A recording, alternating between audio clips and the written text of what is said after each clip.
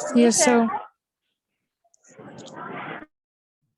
जी, उसके बाद बेटा हमारे पास जो है वो टाइप्स आ जाती है। लास्ट हमारी टाइप्स है जिसे हम बोलते हैं narcolepsy.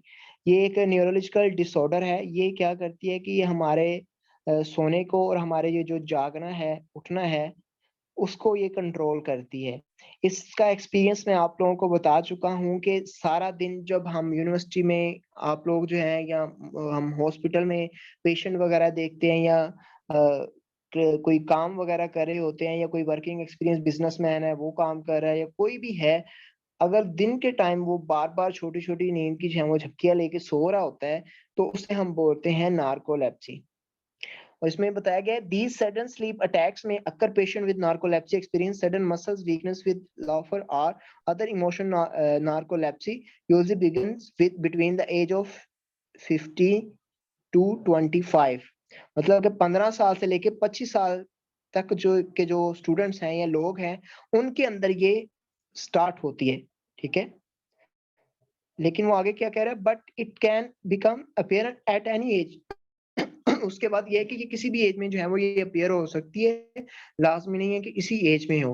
In many cases narcolepsy is undiagnosed and therefore untreated. अब कुछ लोग होते हैं जो कि इसका उनके अंदर जो ये ज़ाहिर भी नहीं होती वो और इसका इलाज भी वो नहीं करवाते। तो ये जो टाइप है ये हमारे पास जो है वो नार्कोलेप्सी है। कुछ लोग इसका इलाज करवाते हैं, कुछ लोग इसका इलाज नहीं करवाते, कुछ लोग इसकी तशख़ीस भी नहीं करवाना पसंद करते। ठीक है? वो ये समझते हैं कि ये नॉर्मल फिनोमिना है, ये नॉर्मल फिनोमिना नहीं है, ये नार्कोलेप्सी है, जो कि आपकी कंसंट्रेशन को जो है वो डिस्टर्ब करती है। आपकी जो फ़ोकस है उसको डिस्टर्ब करती है, आपकी जो मेमोरी है उसको डिस्टर्ब करती है, आपकी जो लर्निंग स्किल है उसको आपकी डिस्टर्ब करती है, ठीक है? उसके बाद हमारे पास आ जाती है कि नार्कोलेप्सी में कौन-कौन सी जो चीज़ें हैं वो हमें देखने को मिलती हैं या हमें वो चीज़ें कह लें कि नज़र आती हैं, ठीक है? तो ये आप लोगों ने जो है ये याद रखनी है, ठीक है बेटा? जी, सर। Yes, sir. उसके बाद बेटा ये हमारे पास आ जाती है 5 जो है वो हमारे पास कह लें कि सिम्पटम आ जाते हैं। आगे इनकी जो है वो ये चीज़ें भी लिखी हुई हैं कि कौन-कौन सी चीज़ें जो है ये होती हैं इसके अंदर। ये आप लोगों ने जो है ये अच्छे तरीके से याद रखनी है।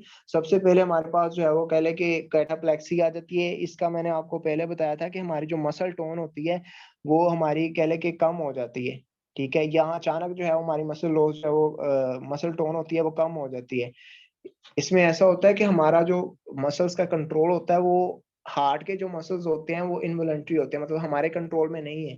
लेकिन ये है कि जो मसल्स हैं हमारे बाजू के हैं, अपर लिम्ब, लोअर लिम्ब के मसल्स हम हमारे कंट्रोल में हैं, जिसे हम वॉलंटरी मसल्स कंट्रोल भी बोलते हैं, ठीक है? तो इसलिए क्या होता है कि जो नार्कोलेप्सी होती है इसमें सडनली आपकी जो है वो मसल टोन जो है कम हो जाती है। और मसल टोन को चेक करने के लिए मैंने आपको बताया था कि मॉडिफाई एशवर्थ स्केल हम यूज़ करते हैं मसल की टोन को एनालिसिस चेक करने के लिए। जी बेटा?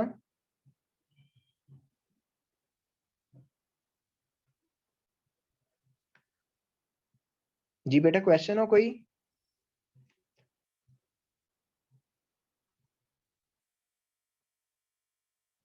उसके बाद बेटा हमारे पास आ जाती है हैलुसिनेशन। हैलुसिनेशन क्या होती है? हिप्नोटिक और एंड हाइपोबोम्बिक जो है वो कंडीशंस होती है जिसके अंदर 33 टू 80% जो है वो हैलुसिनेशन फील होती है। हैलुसिनेशन की जो एग्जांपल है वो मैं आप लोगों को बताता हूँ। जब आप लोगों ने मोटरवे पे सफर किया हो, आप लोग बस पे बैठे हों या कार पे बैठे हों, तो 60 किलोमीटर या 50 किलोमीटर या जितना भी कम से कम जितना भी कह लें कि मीटर्स होता है उसमें आप देखेंगे आपको सड़क के ऊपर ऐसे नज़र आ रहा होगा जैसे किसी ने पानी वगैरह फेंका हुआ है, ठीक है? रियल में वो चीज़ नहीं होती, लेकिन ये है कि आप फ़ील कर रहे होते हैं कि वहाँ पर किसी ने पानी फेंका हुआ है, सड़क जो है वहाँ पर पानी का जो है वो ज़्यादा बहाव है, पानी आपको नज़र आ रहा होता है दूर से। लेकिन जब आप करीब जाते हैं आपको कुछ भी नज़र नहीं आता, तो ये जो चीज़ होती है इसे हम बोलते हैं हैलुसिनेशन। उसके बाद ये है कि जो नार्कोलेप्सी है मैं पीछे बता चुका हूँ कि जो है वो आपको दिन में जो है वो बहुत ज़्यादा नींद आती है। उसके बाद ये है कि स्लीप पैरालाइज़ जब आप सोते हैं आपको पता ही नहीं है कि आप कहाँ पे हैं। ये 25 टू 50% होती है। उसके बाद स्लीप डिस्ट्रप्शन। स्लीप डिस्ट्रप्शन में क्या होता है कि आपकी जो 30 टू 95% ये चीज़ें होती है कि आपकी जो नींद है वो बार-बार खराब हो रही होती है। कोई ना कोई चीज़ आपकी डिस्टर्ब हो रही होती है, ठीक है? तो ये जो चीज़ें हैं ये हमारे पास नार्कोलेप्सी में आ जाती है। नार्कोलेप्सी को याद करने का तरीका है, कुछ लोग इसको ये भी समझते हैं कि ये एपिलेप्सी की कंडीशन है, एपिलेप्सी की कंडीशन नहीं है, लेकिन इसकी वजह से एपिलेप्सी होने के चांसेस हैं, ठीक है? तो इसलिए आप लोग जब भी क्लासेस वगैरह में जाएँ, कोई भी आपकी चीज़ हो, आप लोगों को फ्रेश रहना चाहिए। अगर नींद वगैरह भी आ रही हो, तो ठंडे पानी के छींटे वगैरह लगाएँ। कुछ टीचर्स आप लोगों ने मेडिकल के डॉक्टर्स देखे होंगे, जो कि आपको सोने नहीं देते, वो कहते हैं कि जागते रहो, पढ़ते रहो। वो इस चीज़ को फ़ॉलो करते हैं, इस चीज़ को नॉलेज है कि नार्कोलेप्सी क्या चीज़ है, क्योंकि ये एक न्यूरोलॉजिकल डिसऑर्डर है, जो कि स्लीप को जो है वो देख रहे होते हैं, या स्लीप इसके अंदर इन्वॉल्व हो रही होती है। तो हम लोग जो है इसको नॉर्मल फिनोमिना समझते हैं कि जी नहीं, ये नॉर्मल है, हर कोई बंदा जो है वो क्लास में बैठ के सोता है, काम के दौरान सोता है। तो ये नॉर्मल नहीं है, ये एक डिज़ीज़ है, तो इसको जो है वो आप अच्छे तरीके से समझ जाएँ। ठीक है बेटा? Yes sir. उसके बाद ये है कि how much sleep is necessary, हमें जो है वो कितनी जो है वो 1 दिन के अंदर नींद की ज़रूरत है। हमें कितना टाइम जो है वो सोना चाहिए।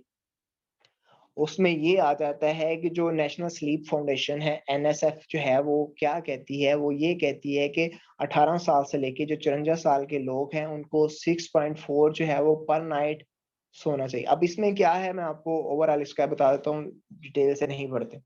इसमें ये है कि हमारा जो रोज़मर्रा की रूटीन है ना, उसमें क्या होता है कि हम सारा जो हफ्ता है वो एक रूटीन होती है। लेकिन जब इतवार आता है, संडे आता है, हम ज़्यादा सोते हैं। इसमें ये कंडीशन बताई गई है, और अब इसको ट्रीट कैसे करना है वो मैं आप लोगों को बताता हूँ। क्योंकि लोगों की ये रूटीन बनी हुई है कि वो रात को और सारा-सारा दिन जो है मोबाइल पे लगे रहते हैं, रात को भी सारा-सारा जो है सारी-सारी रात मोबाइल पे लगे होते हैं, जिसकी वजह से आपकी जो स्लीप है वो डिस्टर्ब होती है। अब इसमें ये चीज़ बताई गई है कि जो 18 साल से 54 साल के लोग होते हैं, वो पहले हफ्ते जो है वो इतने परसेंट नींद पूरी करते हैं, लेकिन 1 दिन जो होता है उसमें ज़्यादा नींद पूरी करते हैं। हालाँकि ये है कि जो अडल्ट होता है उसको 7 से लेके 9 घंटे तक जो है वो सोना चाहिए, ठीक है? ये आगे मैं आप लोगों को बताता हूँ कि इसमें कितने जो है वो परसेंट जो है वो आप लोगों को किस हिसाब से सोना चाहिए, और इसकी कौन-सी जो है वो वैल्यूज़ है जो कि बेस्ट है आप लोगों के लिए कि आप इतने घंटे जो है वो सोएँ।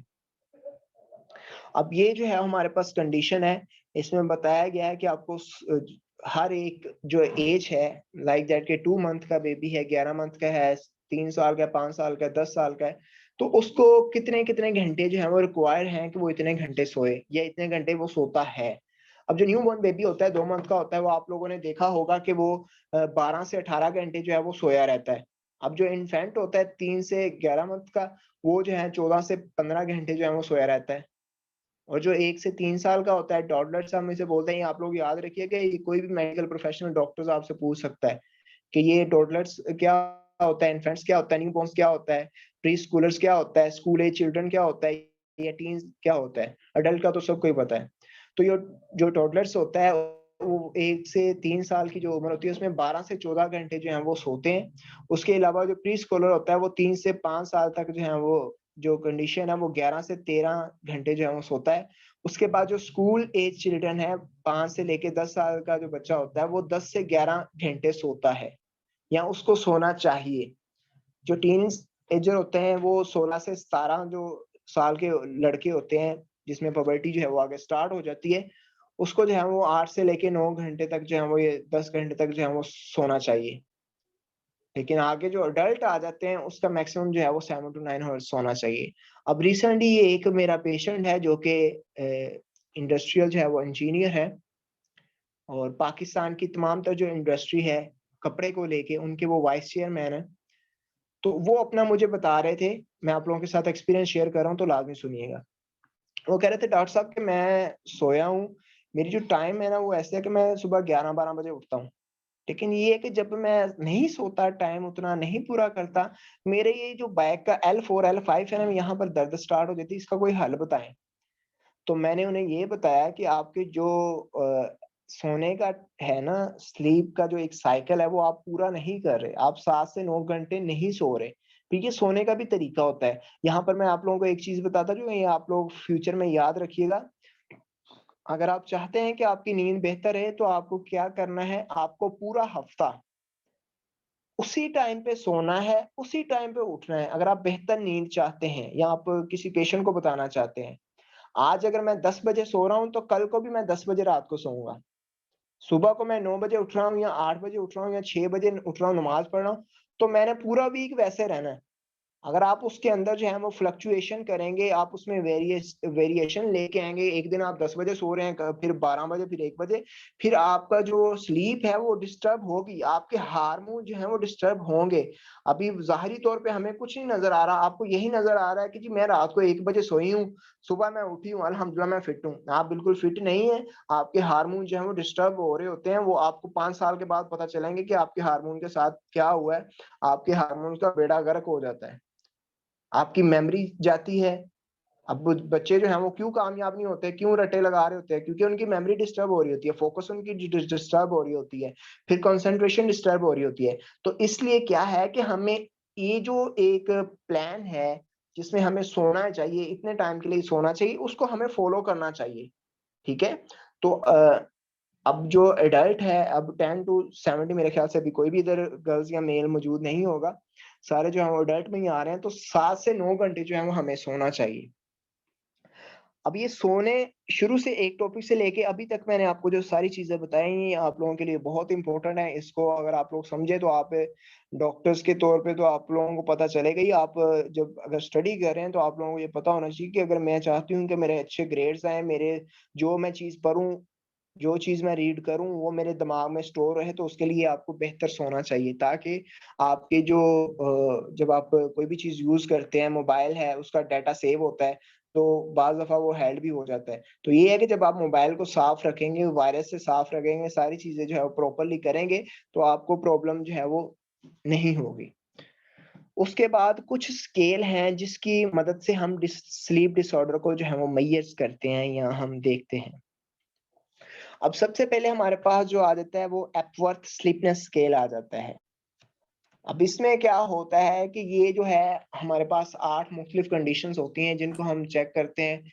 इसमें ये हम चेक करते हैं कि आपके सोने का जो है वो कितने परसेंट जो है वो चांस है, या आपके जो चांस हैं वो हैं या नहीं हैं।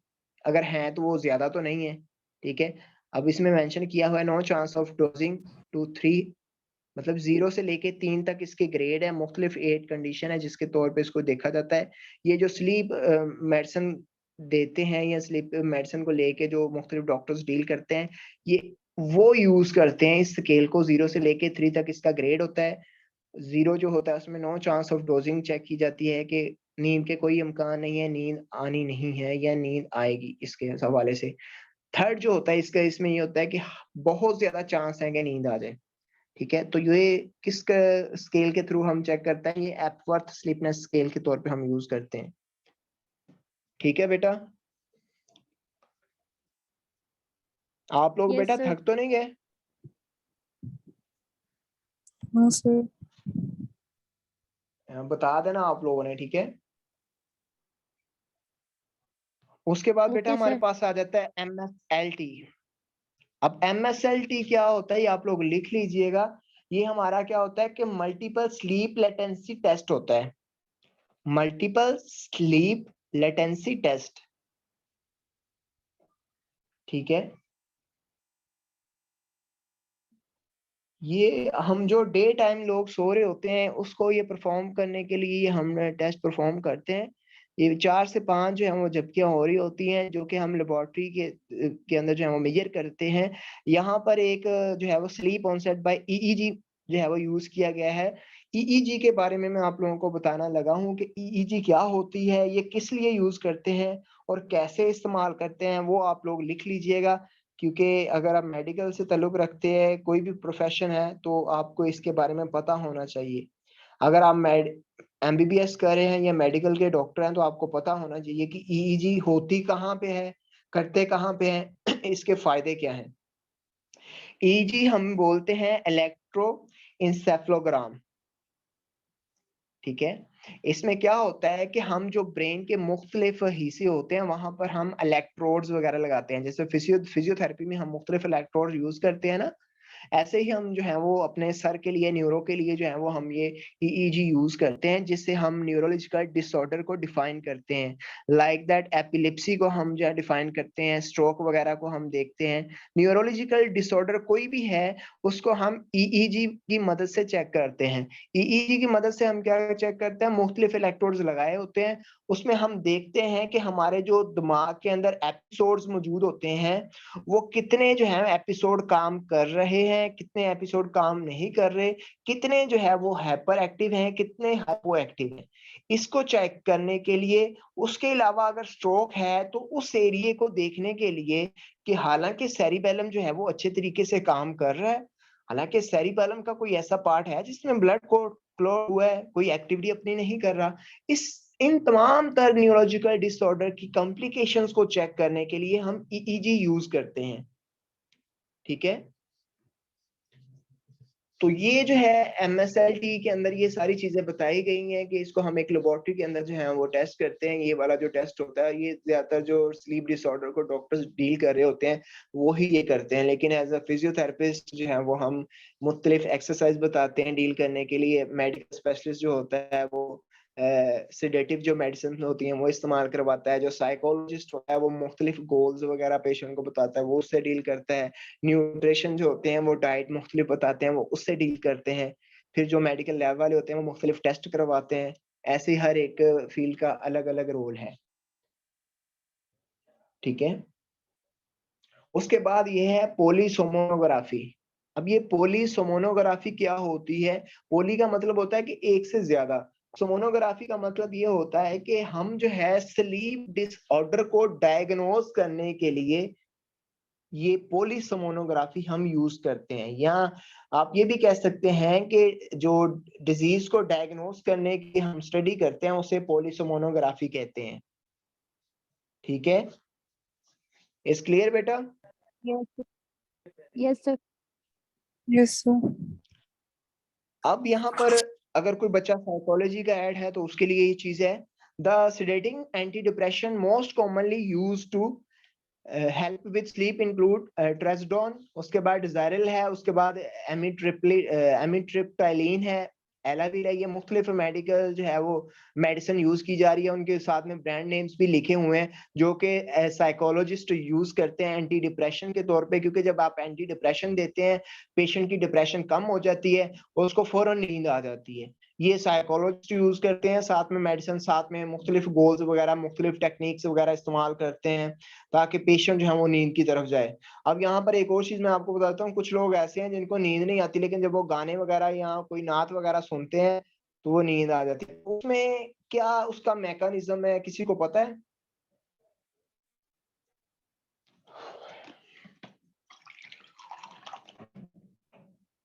सर माइंड रिलैक्सेशन की वो होती उस फेज में है, किसी को सॉन्ग से, अजान से, जैसे आपने।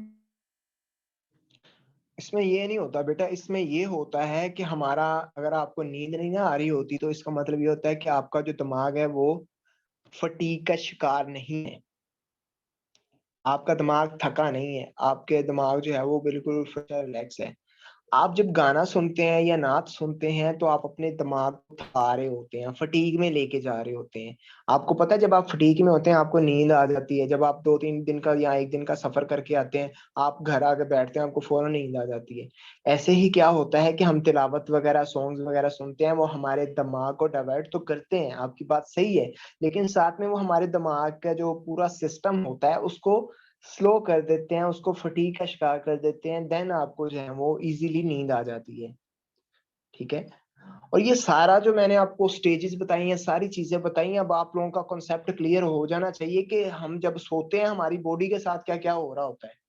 आप अगर किसी को बताएंगे, आपके साथ ये स्लाइड भी शेयर कर दी जाएंगी, आप बताएंगे आपका नॉलेज बढ़ेगा, आप नॉलेज अपना जो है उसको गेन करेंगे, और फिर ये है मेरा मकसद भी कामयाब हो जाऊंगा मैं कि मैं आप लोगों को जो चीजें सिखाना चाह रहा था मैंने वो आपको सिखाई। आज अगर आप किसी को एक लफ्ज भी बताएंगे तो आपको जो है उसकी ज्यादा से ज्यादा नेकियां मिलेंगी, अल्लाह ताला की ज़ात आपको और ज्यादा सीखने का मौका भी जो है वो आपको मिलेगा और अल्लाह ताला की ज़ात आपको वो मौका देगी।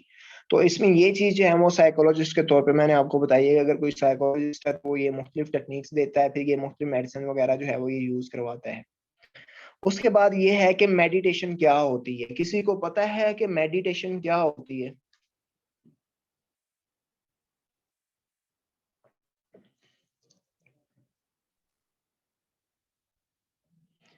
बेटा 2 स्लाइड्स रह गई हैं, जल्दी बोलें।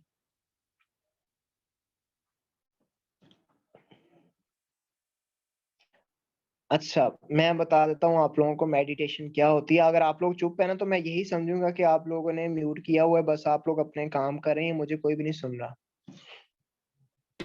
नहीं नहीं नो हम सर। सुन रहे हैं सर, हम सुन रहे हैं। ये पूरी कंसंट्रेशन से मेडिटेशन बेटा एक ऐसी चीज एंड रिकॉर्ड है, आवर ये कम्युनिकेशन। मेडिटेशन जो है ये चीज है, इसमें बेटा ये हमारे मिग्रेन अगर किसी को होता है उसके लिए हेल्पफुल है, न्यूरोलॉजिकल डिसऑर्डर है उसके लिए भी बेहतर है। फिर कि अगर आपको फटीग वगैरह हुई है उसके लिए मेडिटेशन बहुत बेहतर है। ये कुछ लोग कहते हैं ये इसको जिन चमड़ गए हैं, इसको कोई जादू हो गया है, इसको ये चीज हो गई है, उसके लिए भी बेहतर है मेडिटेशन। मेडिटेशन के बहुत ज्यादा फायदे हैं, लेकिन इसका जो सही तरीका है वो पता होना चाहिए, वो मैं आपको बता रहा हूँ, ये आप लोग लिख लें। ठीक है, इसके साथ मैंने बहुत से पेशेंट जो हैं वो ठीक किए हैं, हेडेक के पेशेंट मैंने बहुत से ठीक किए हैं। और उसके बाद जो है मिग्रेन के जो है वो मैंने बहुत से पेशेंट जो हैं वो ठीक किए हैं। कुछ पेशेंट ऐसे भी हैं जो कि ठीक होना भी नहीं चाहते। तो ये है कि इसको फॉलो करना जो है वो काफी डिफिकल्ट होता है, क्योंकि कुछ लोग इस चीज को जो है वो दूसरी साइड पे ले जाते हैं।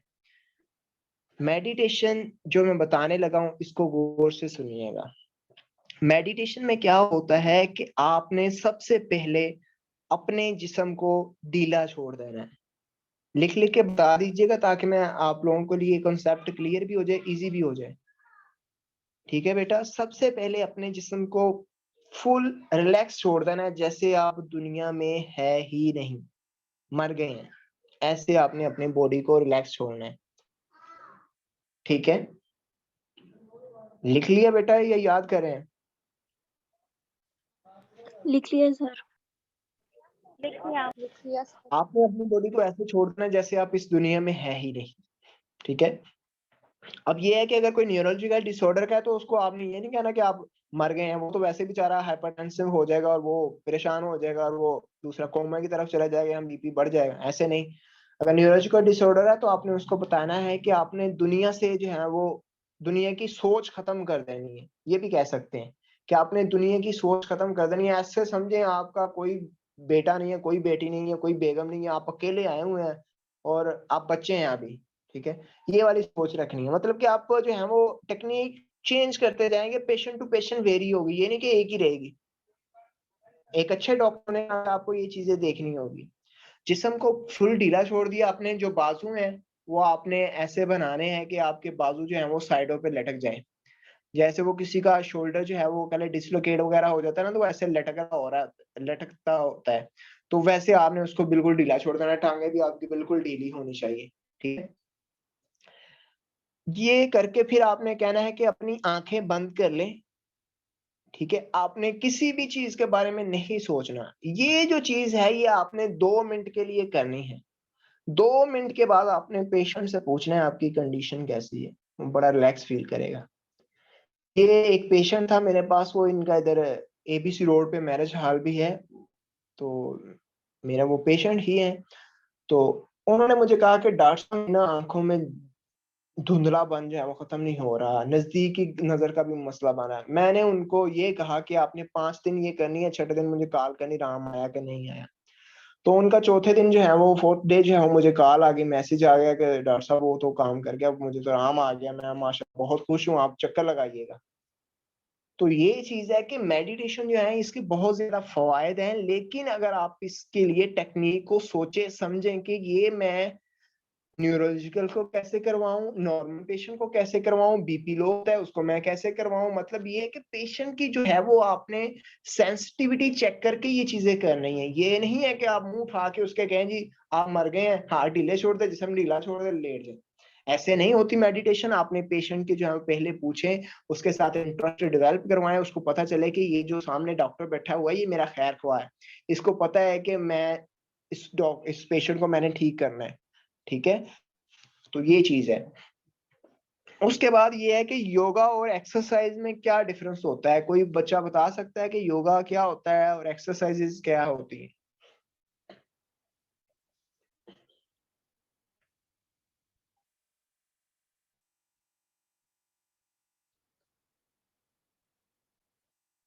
बताएं बेटा, चुप हो गए हैं आप लोग।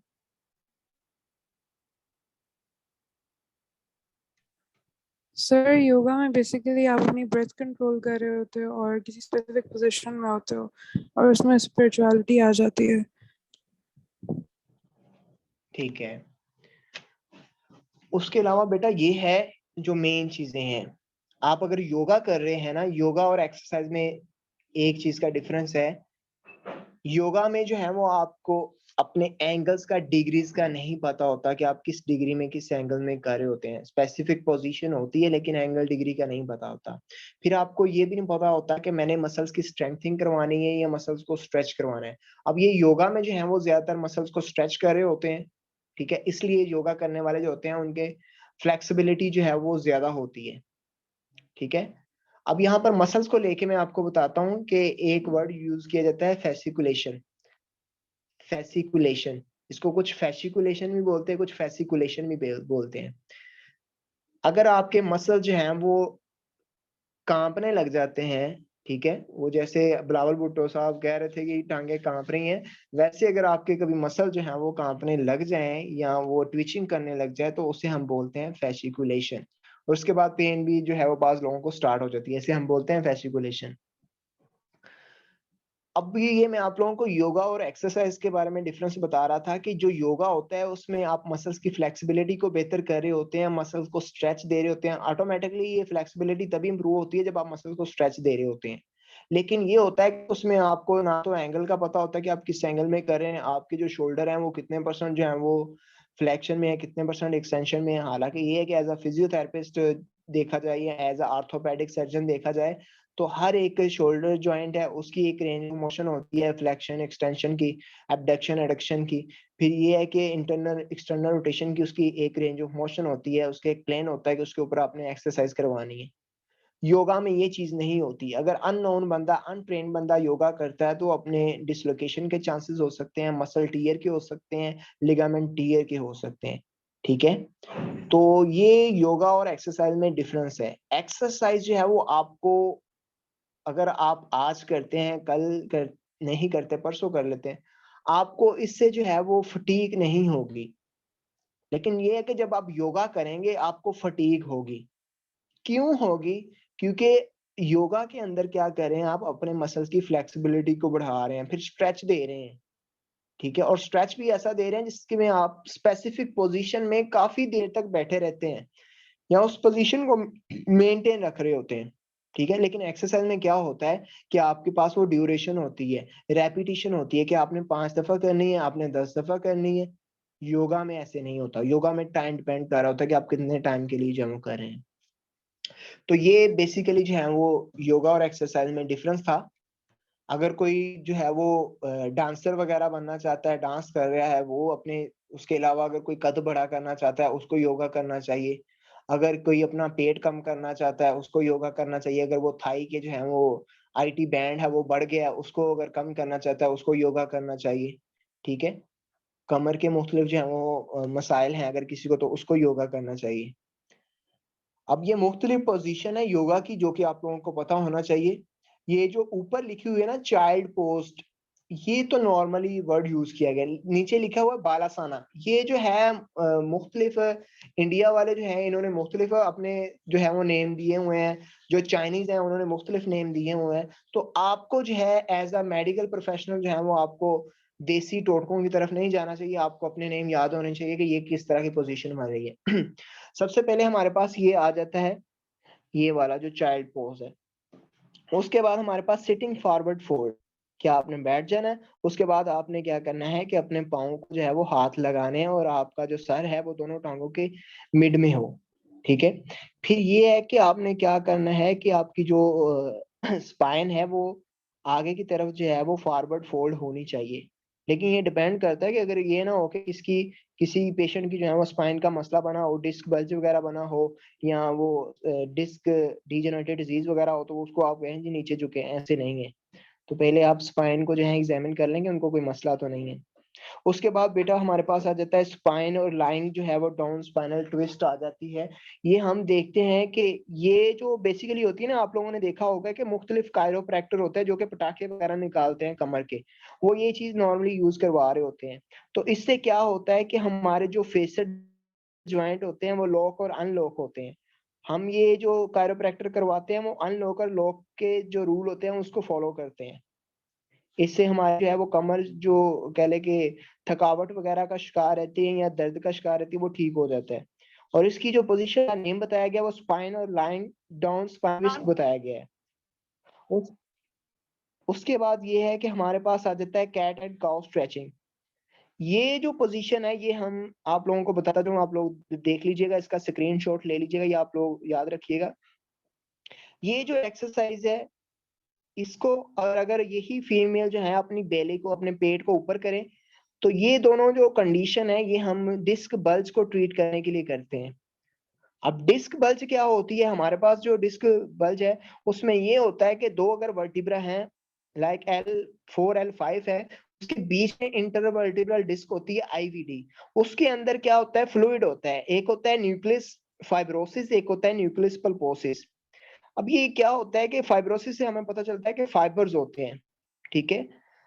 वो क्या होता है कि वहां से जो फ्लूइड होता है वो बाहर की तरफ निकलने लग जाता है। जब वो थोड़ी सी मकदार में निकलता है तो वो डिस्क बल्ज होता है। अगर वो हद से ज्यादा निकल जाता है तो वो डिस्क जो है वो प्रोलैप्स की तरफ, डिस्क लैप्स की तरफ जो है वो चला जाता है, और फिर ज्यादा जो है वो मसला बनता है।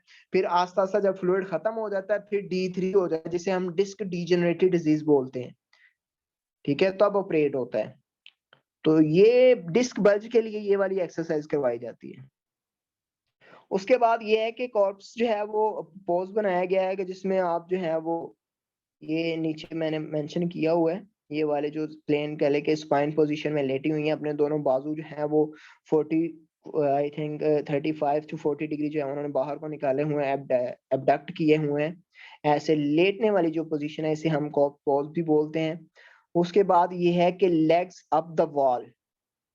ये अब आप लोगों में से कोई बताइएगा कि ये जो लेग्स अप द वॉल कर रही हैं ये कौन से मसल्स को स्ट्रेच कर रही हैं?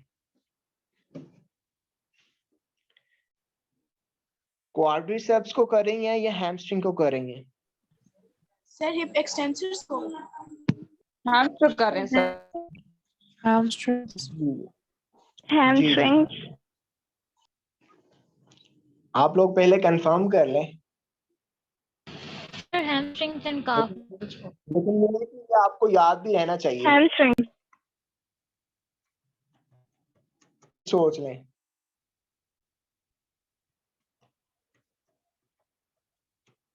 सर हिप एक्सटेंसर्स पे स्ट्रेच पड़ रहा है और काफ मसल्स पे तो नहीं पड़ रहा। हैमस्ट्रिंग कितने होते हैं और क्वाड्रिसेप्स कितने होते हैं? क्वाड्रिसेप्स 4 होते हैं। ठीक है, और हैमस्ट्रिंग्स 3 होते हैं। ठीक है। इसमें बेटा ये आप लोग हमेशा के लिए याद रखिएगा जो चीजें मैं आपको बताने लगा हूँ। जो हमारी एंटीरियर थाई होती है ना, यहाँ पर जो है वो हमारे कह ले कि क्वाड्रिसेप्स मसल्स होते हैं, 4 मसल्स होते हैं। बैक साइड जो होती है वहां पर हमारे हैमस्ट्रिंग मसल्स होते हैं, ठीक है। जब हम SLR करते हैं, स्ट्रेट लेग रेज करते हैं, टांग को सीधी करते हैं, ये नॉर्मल इसकी जो होती है रेंज ऑफ मोशन होती है वो 80 to 90 होती है, वहां तक नॉर्मल हमारा होता है कि हम SLR करते हैं। ये हम शैटी का पेन को खत्म करने के लिए एक्सरसाइज भी करते हैं, ये वाली। अगर किसी को शैटी का पेन है तो उसको आप ये वाला टेस्ट भी करेंगे, मतलब कि टांग को सीधा आप, SLR का मतलब ये होता है कि स्ट्रेट लेग रेज, आपने जो टांग है इसको आस्ते आस्ते ऊपर लेके जाएंगे। अगर तो पेशेंट को 30 डिग्री पे पेन हो रही है, दैट मीन्स कि उसके L4 L5 पे मसला है। अगर पेशेंट हल्के हल्के से लेके जा रहा है और यहाँ पर जो है जो इसका कह ले कि हैमस्ट्रिंग है वहां पर पेशेंट को जो है वो स्ट्रेच और ज्यादा पेन फील हो रही है, दैट मीन्स के इसको शैटिका पेन है, ठीक है। तो ये आप एक्सरसाइज भी याद रखिएगा कि ये वाली जो एक्सरसाइज है स्ट्रेट लेग रेज वाली, ये हम शैटिका वाले पेशेंट को करवाते हैं। फिर उसके बाद यहाँ से पाँव पकड़ के मतलब कि यहाँ पर हम टॉवल रखेंगे, उसको दोनों हाथों से ये हाथ पकड़ के यहाँ पर ऐसे खींचेंगे, तो इससे क्या होगा कि आपके जो हैमस्ट्रिंग मसल्स हैं उनको स्ट्रेच मिलेगा। ठीक है, फिर ऐसे ही है कि जो जो इनके फंक्शन है उनको फंक्शन को भी मद्देनजर रखते हुए आप लोगों को एक्सरसाइज करवानी चाहिए। ठीक है, तो ये बेटा मेडिटेशन के बारे में बताया, योगा के बारे में बताया, एक्सरसाइज के बारे में बताया। यहाँ पर किसी बच्चे का कोई क्वेश्चन है? जी सर, माइन जी बेटा। सर एज यू सेड कि योगा में जो है वो फटीग होती है और एक्सरसाइज में नहीं होती, बट एक्सरसाइज में भी तो होती है फटीग। आप एक्सरसाइज जिस दिन शुरू करें या जिस दिन ना करें या ज्यादा कर लें तो दैट कॉज फटीग। बेटा फटीक जो है ना, मेरी बात एक आप याद रखिएगा, फटीक जो वर्ड है वो आपको पता है कि फटीक होती क्या चीज है? ये आप काइंडली बता दें, फिर मैं आपका जो है वो इसको कंसेप्ट को जो है वो क्लियर कर देता हूँ।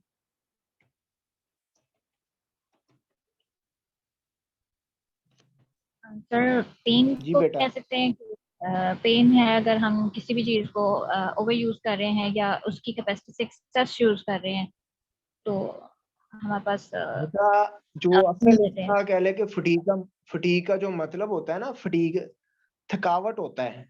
थकावट थकावट क्यों होती है? थकावट कमजोरी से होती है। किसी भी चीज की आपको कोई कमजोरी है तो दैट मीन्स कि आपको फटीक है। ठीक है, एक्सरसाइज जब आप करते हैं आप थकावट फील नहीं करते, आप बेहतर फील करते हैं। लेकिन जब आप योगा में स्ट्रेच करेंगे अपने मसल्स को, मसल तो आपके फ्लेक्सिबल हो रहे हैं, लेकिन जब आप एक पोजीशन में, अब आप किसी भी पोजीशन में परमानेंटली बैठेंगी तब आपके वो कह ले कि फटीक होगी, आपको थकावट फील होगी। अब आप एक दिन एक्सरसाइज करें, एक्सरसाइज का मतलब ये नहीं है कि आप जो है वो पूरी रनिंग करें, फास्ट रनिंग करें और आप कहें जी सर इसमें तो थकावट हो गई है। मैं एक्सरसाइज की बात कर रहा हूँ जो एक्सरसाइज हम एज अ फिजियोथेरेपिस्ट पेशेंट को करवाते हैं या पेशेंट को हम बताते हैं। ठीक है बेटा, जी जी मैं टाइम ड्यूरेशन साथ में मेंशन कर रहा हूँ कि एक्सरसाइज के लिए जो है वो रेपिटेशंस होती हैं। योगा के लिए टाइम रिक्वायर होता है कि आपने एक स्पेसिफिक पोजीशन में जो है वो इतने टाइम के लिए रहना है, इतने टाइम के लिए आपने इसको स्ट्रेच देना है। ठीक है बेटा, नेक्स्ट जो है हमारे पास आ जाता है कि हमने मेलाटोनिन जो हमारा हार्मोन है जो कि हमारे ब्रेन को मैसेज देता है कि भाई इसके सोने का टाइम हो गया, अब आप सो जाओ। तो उसको बेहतर करने के लिए हमें कौन सा जो है वो खाना खाना चाहिए या कौन सा फूड इस्तेमाल करना चाहिए जो कि इसको एक्टिव रखे, इसके फंक्शन को बेहतर करे? उसमें सबसे पहले ऑरेंजेस आ जाता है जिसमें सिट्रिक एसिड आ जाता है, फिर बनाना आ जाता है जिसके अंदर जो है वो पोटाशियम वगैरह होती है। ठीक है, उसके बाद ओट्स, पाइनएप्पल्स, टमाटोज, चेरीज वगैरह आ जाती है, स्वीट पोटैटो आ जाती है, कॉर्न्स एंड पोटैटोज आ जाती है, ब्राउन एंड व्हाइट राइस आ जाती है, उसके बाद बार्ली आ जाता है, पंपकिन्स आ जाती है, विंटर स्क्वाश आ जाता है। ये ऐसी खाने वाली चीजें हैं जो कि अल्लाह